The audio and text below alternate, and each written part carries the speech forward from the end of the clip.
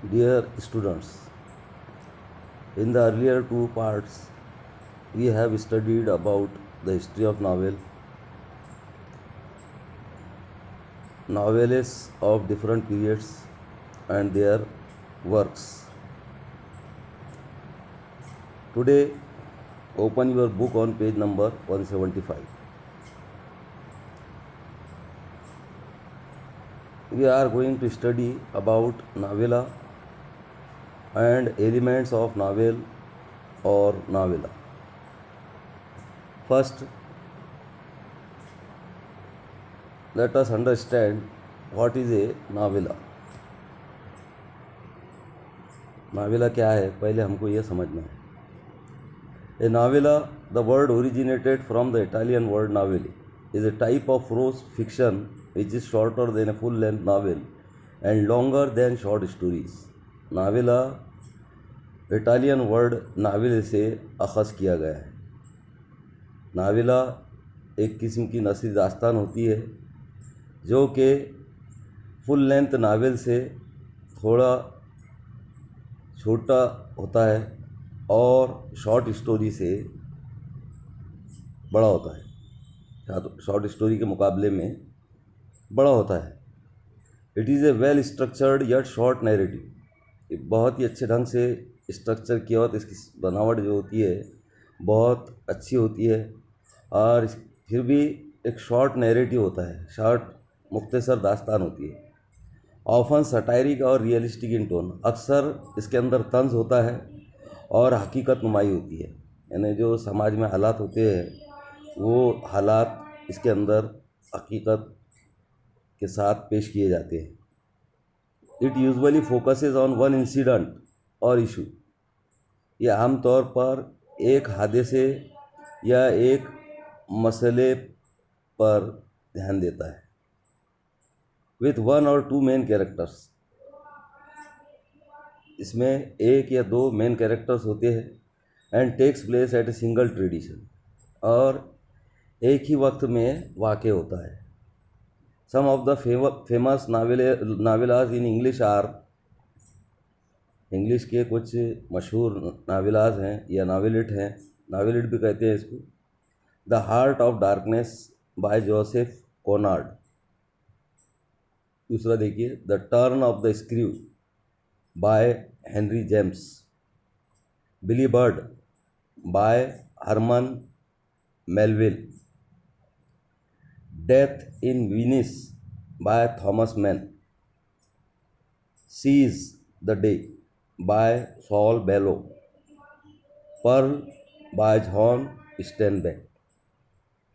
तो ये बात आपको ध्यान में रखना है. नावेल और नावेला में जो डिफरेंस है वो क्या है कि novel is a full length story while नावेला is shorter than a full length novel and longer than short stories.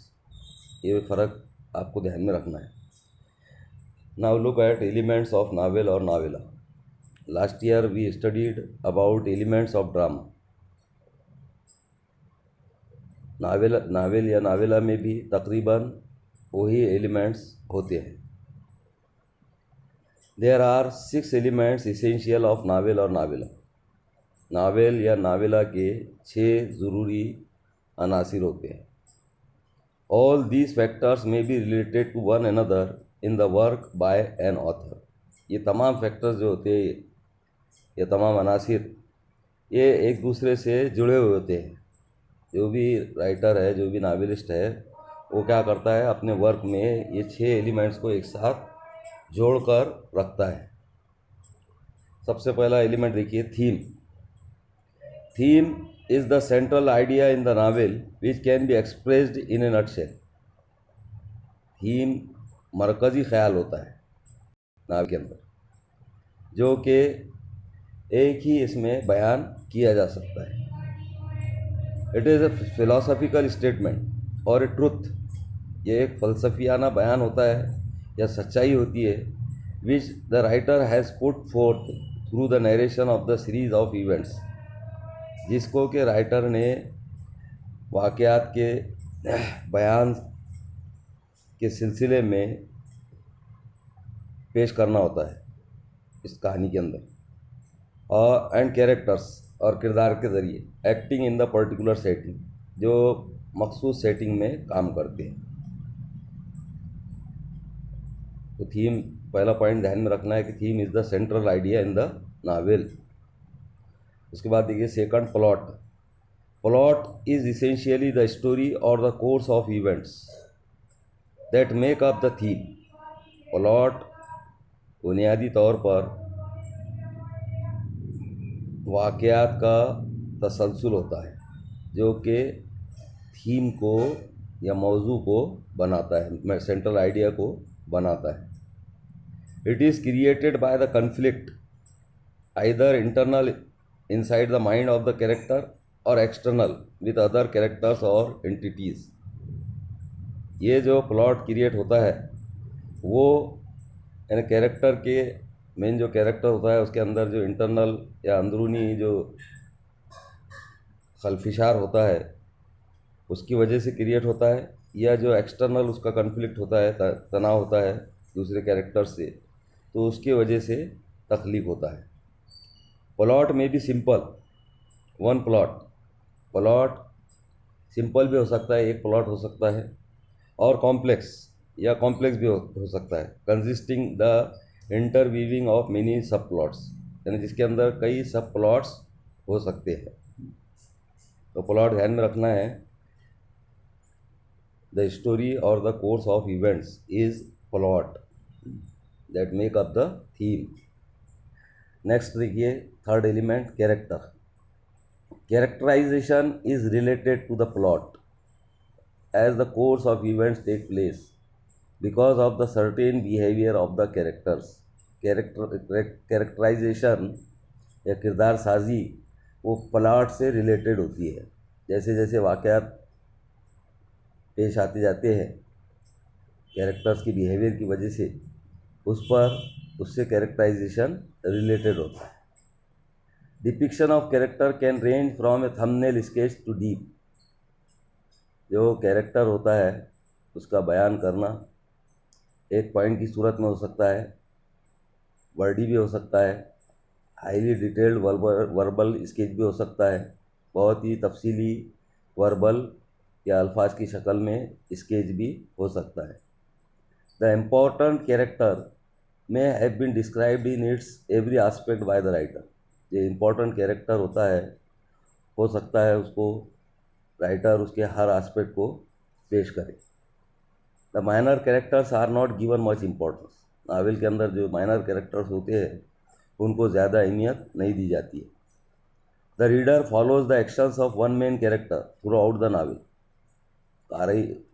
कारी जो होता है या रीडर जो होता है वो एक मेन कैरेक्टर के एक्शंस को फॉलो करता है पूरे नावल में। This character is referred to as the protagonist. ये जो मेन कैरेक्टर होता है इसको प्रोटेगोनिस्ट कहा जाता है या प्रोटेगोनिस्ट होता है। Protagonist main character is in conflict with a character और एन एंटिटी और ए फोर्स इंटरनल और external which is known as antagonist. जो प्रोटेगोनिस्ट होता है उसका कन्फ्लिक्ट चलता है, टसल चलता है किसी एक कैरेक्टर से या पूरे एक फोर्स से, चाहे वो इंटरनल हो या एक्सटर्नल, अंदरूनी या बैरूनी, जिसको के एंटेगोनिस्ट कहा जाता है। एंटेगोनिस्ट बोलते हैं अपोनेंट। सेटिंग, फोर्थ एलिमेंट देखिए, setting is the background in which the story takes place. Setting वो बैकग्राउंड होती है जिसमें कि कहानी वाक़ई होती है। There are several aspects of the setting. Setting के कई एस्पेक्ट्स होते हैं।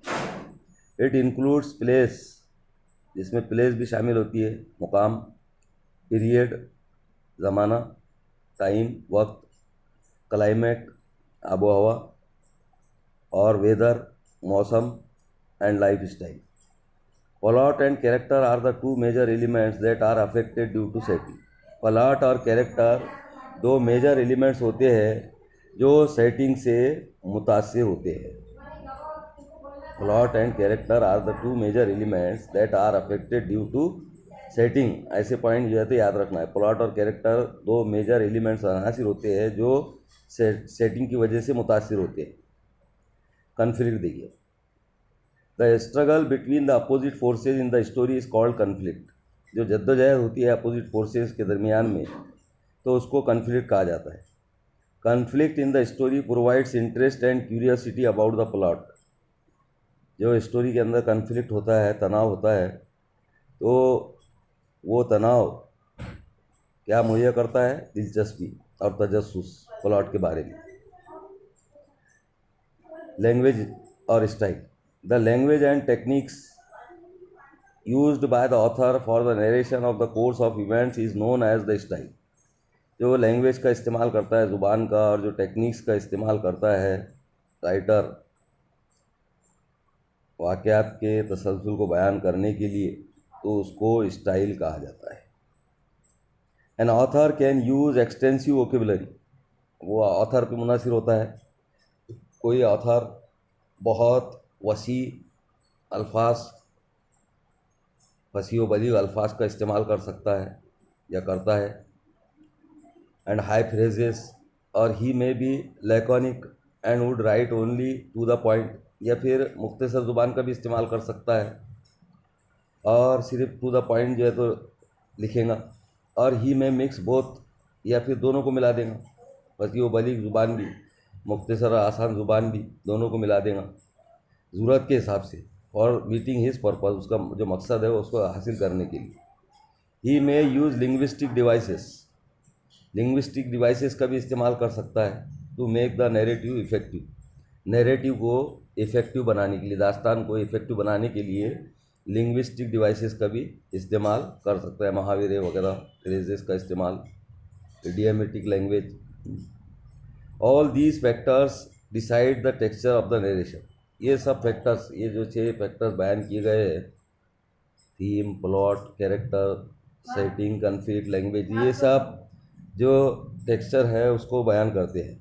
And create an impact on the readers, और वो रीडर्स पर इम्पैक्ट क्रिएट करते हैं।